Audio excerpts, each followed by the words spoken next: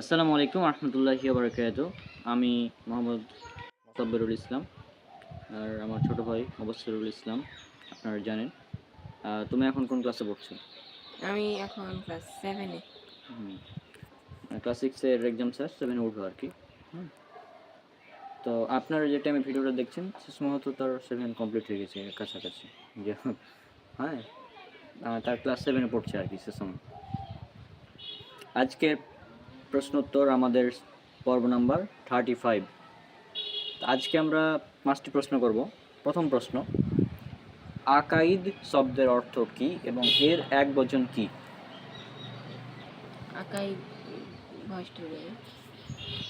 আকাইদ শব্দের অর্থ হচ্ছে বিশ্বাসমালা এবং এর এক বচন হচ্ছে আকিদা, যার অর্থ বিশ্বাস। আকিদা যার অর্থ বিশ্বাস এবং আকাইদ হচ্ছে বিশ্বাসমালা। এটা আপনারা পেয়ে যাবেন শাইখুল ইসলাম ইবনে তাইমিয়া রাহিমাহুল্লাহর আকিদা ওয়াসিতিয়াতে। তারপর 2 নম্বর প্রশ্ন আজকের, তাওহীদ শব্দের অর্থ কি? তাওহীদ কত প্রকার ও কি কি? তাওহীদ শব্দের অর্থ হচ্ছে আল্লাহকে এক ও অদ্বিতীয় মানা। তাওহীদ 3 প্রকার: তাওহীদুল রুবুবিয়্যাহ, তাওহীদুল উলুহিয়্যাহ, তাওহীদুল আসমা ওয়াস সিফাত। তাহলে তাওহীদ 3 প্রকার আমরা প্রকার জেনে নিলাম। হ্যাঁ, তাওহীদুল রুবুবিয়্যাহ। এখন যদি বলা হয় তাওহীদুল রুবুবিয়্যাহ কি, তাহলে বলা হবে যে আল্লাহকে রব হিসেবে মেনে নেওয়াকে তাওহীদুল রুবুবিয়্যাহ বলে। কারণ রুবুবিয়্যাহ মানে রব বোঝানো হচ্ছে, যেমন আল্লাহ সৃষ্টি করেন, আল্লাহ জীবন মৃত্যু দান করেন, আল্লাহ রিজিক দেন, এগুলো তাওহীদুল রুবুবিয়্যাহর অন্তর্ভুক্ত। যেটা আপনারা যদি পড়েন সূরা ইউনূস সূরা নম্বর 10 আয়াত নম্বর 31, তাহলে সেখানে কিছু আপনারা এর উদাহরণ পেয়ে যাবেন। তারপরে তাওহীদুল উলুহিয়্যাহ কি, যার ইবাদত মানে এক সকল ইবাদত, সব কিছুই শুধুমাত্র আল্লাহর জন্য হতে হবে। হ্যাঁ, যেমন মানুষ দোয়া করবে বা কোরবানি করবে, সাহায্য প্রার্থনা করবে, তাওয়াক্কুল করবে শুধুমাত্র কার উপর? আল্লাহর উপর, শুধুমাত্র আল্লাহর জন্য হবে এগুলা।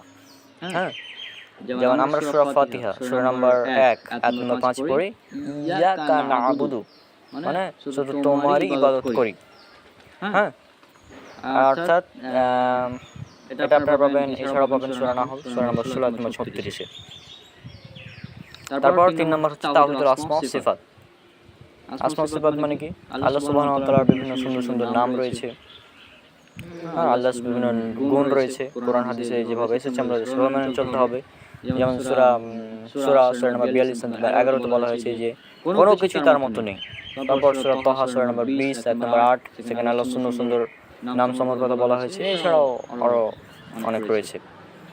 এগুলো নিয়ে আমাদের আলোচনা রয়েছে ইউটিউব চ্যানেলে, আপনারা পেয়ে যাবেন। 3 নম্বর প্রশ্ন আজকের, সেটা হচ্ছে পৃথিবীতে যদি বহু ইলাহ থাকতো তাহলে কি হতো? পৃথিবীতে যদি বহু ইলাহ থাকতো তাহলে আসমান জমিন বিশৃঙ্খলা হতো। তারপরে অনেক নিজ ইলাহ মানে প্রত্যেক ইলাহ নিজ নিজ মতন তার ক্ষমতা চালাতো। এই বিষয়ে পবিত্র কোরআনের একটি আয়াত রয়েছে সূরা আম্বিয়া সূরা নম্বর 21 আয়াত নম্বর 22 এ, আল্লাহ ছাড়া যদি আসমান জমিনে অন্য ইলাহ থাকতো তবে এই দুটি ধ্বংস হয়ে যেত।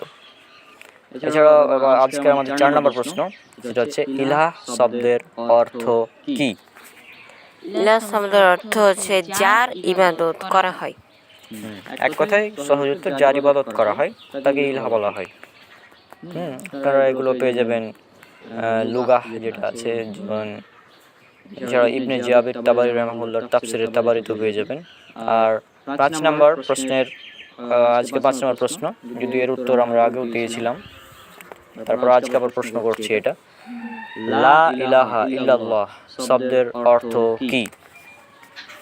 লা ইলাহা ইল্লাল্লাহ এই শব্দের অর্থ হচ্ছে আল্লাহ ছাড়া কোনো সত্য ইলাহ নেই। তবে আমাদের ক্লাস 7 এর বই, তারপরে যদি দেখতে পান তাহলে আমরা দেখেছি সেখানে উল্লেখ করা আছে যে লা ইলাহা ইল্লাল্লাহ শব্দের অর্থ তারা করেছে আল্লাহ ছাড়া কোনো মাবুদ নেই। কিন্তু আসলে সঠিক উত্তরটা হবে লা ইলাহা ইল্লাল্লাহ, এর সঠিক উত্তরটা হবে আল্লাহ ছাড়া কোনো সত্য মাবুদ নেই বা সত্য ইলাহা নেই। আপনারা পেয়ে যাবেন সূরা মুহাম্মদ সূরা নম্বর 47 আয়াত নম্বর 19। এখানে আল্লাহ সুবহানাহু ওয়া তাআলা বলেছেন, জেনে রাখো আল্লাহ ছাড়া কোনো সত্য ইলাহা নেই, আল্লাহ ছাড়া কোনো ইলাহা নেই। এখন আরবিতে একটা নিয়ম আছে, যেখানে আপনারা ধরেন যে এছাড়া সহিহ মুসলিমের একটি হাদিসও আছে এ ব্যাপারে, সেখানে বলা হয়েছে নবী সাল্লাল্লাহু আলাইহি ওয়াসাল্লাম বলেন যে লা ইলাহা ইল্লাল্লাহ বলে এবং মিথ্যা ইলাহের অস্বীকার করে তার জীবন সম্পত্তি হেফাজত করা হবে। সহিহ মুসলিমের হাদিস। হ্যাঁ, আর সূরা মুহাম্মদ সূরা নম্বর 47 7 নম্বর 19 বললাম। জেনে রাখো আল্লাহ ছাড়া কোনো ইলাহ নেই। আর লা ইলাহা ইল্লাল্লাহ অর্থাৎ